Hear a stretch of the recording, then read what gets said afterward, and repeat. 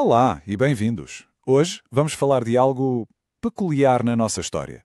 Imaginem um país que tinha dois reinos, mas um só rei. Parece um quebra-cabeças, não parece?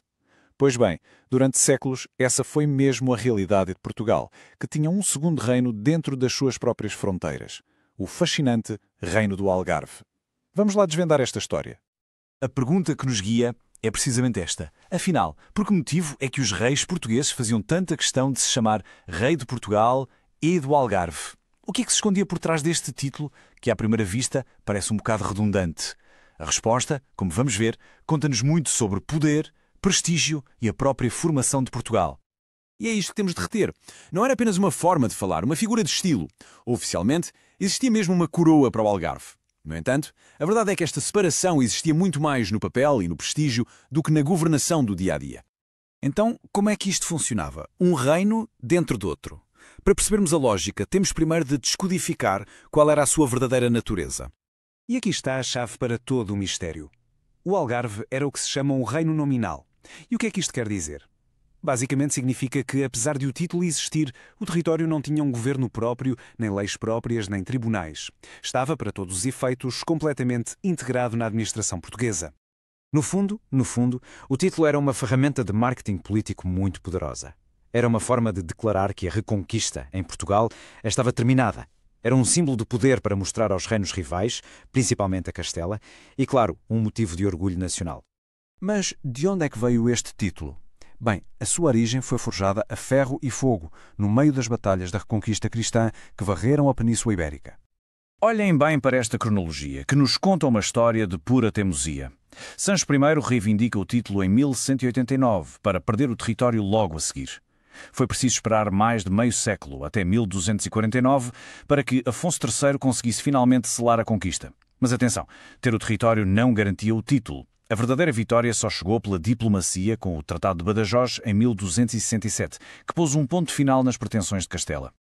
A partir de 1249, este título tornou-se, portanto, parte da identidade da coroa portuguesa. Em cada aclamação, o monarca não era coroado rei de uma nação, mas sim de duas coroas, unidas numa só pessoa. E a importância disto tudo é tão grande que a questão não acabou com o tratado. Durante séculos, os reis de Castela continuaram a usar o título de Rei do Algarve nos seus documentos. Uma jogada subtil, mas muito clara no xadrez geopolítico da península, que mantinha viva a sua reivindicação sobre o território. Mas a história deste título estava longe, muito longe de terminar. Com o início da expansão marítima, o conceito de Algarve estava prestes a atravessar o oceano de uma forma completamente inesperada.